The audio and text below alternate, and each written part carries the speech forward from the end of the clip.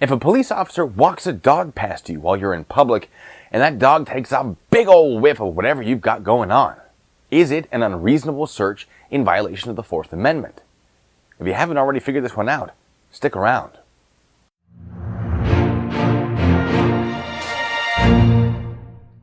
Here's the situation.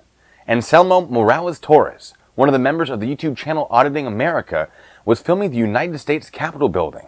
Well, not the building exactly. He was filming a security checkpoint. A police officer drove up, walked a police dog around him, and then started to walk away, and that should have been the end of it. But no.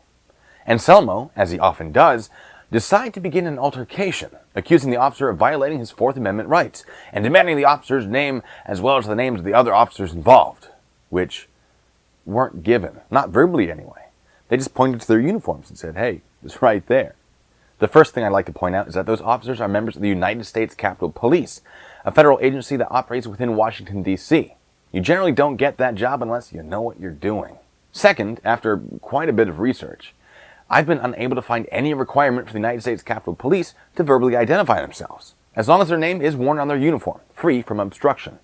And if anybody has any evidence that disputes this, please send it my way. Check out the video description for any updates on that. But what about the dog?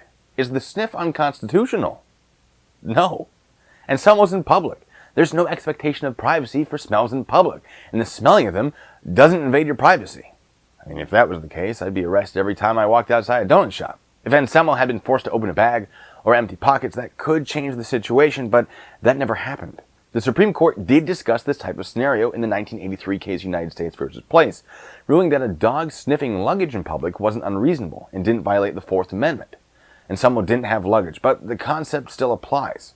Anselmo wasn't detained, he wasn't asked for an ID, and he was the one that started the conversation with the officer. If we consider this an unreasonable search, we leave the door open for other absurd arguments, like this one.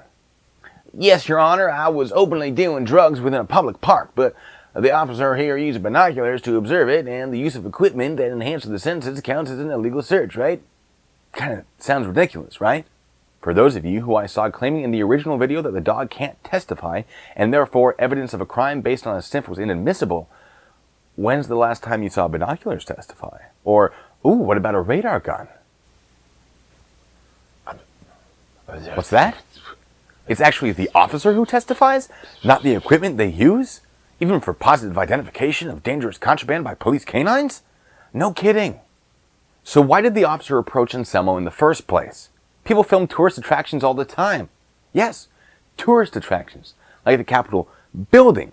People don't usually film the security checkpoint. The Capitol building has been the target of multiple terrorist plots within the last 15 years. When someone is planning an attack on a secure building like the Capitol building, one of the things they'll often do is document the security of that building. In fact, in 2009, 2 men were convicted of aiding a terrorist organization after filming the Capitol building and sending the footage to a jihadist website in order to plan an attack. It isn't unreasonable for police to make sure Anselmo isn't doing something similar. It hardly goes without saying, but Anselmo failed his audit. If you're looking for legal advice or recommendations on how to conduct your own audit, which I support, you might want to find a source that knows enough about the law to avoid activities that result in an arrest or conviction for, I don't know, kidnapping, domestic battery, attempted sexual assault, aggravated assault, grand theft in the third degree, obstruction, disorderly conduct, trespassing, resisting arrest, driving while license suspended, and a few others. I don't like to call people out for their criminal history. People do change, and I encourage you not to hold these charges against them, especially when not all of them resulted in convictions. However, it's a pretty good indicator that he might not be an expert on the things he's talking about. And perhaps ask yourself this: does Anselmo harass the police because he thinks they're tyrants?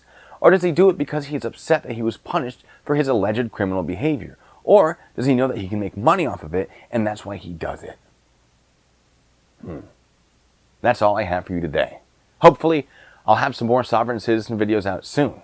I also have a video plan that discusses some claims by James Freeman, a notorious member of the auditing community, and if some of the people in my comment section are to be believed, a borderline sovereign citizen himself. Speaking of the comment section, if there are any other auditors you want me to pay attention to, please let me know there. But that's enough rambling from me. Until the next time, be good, stay safe.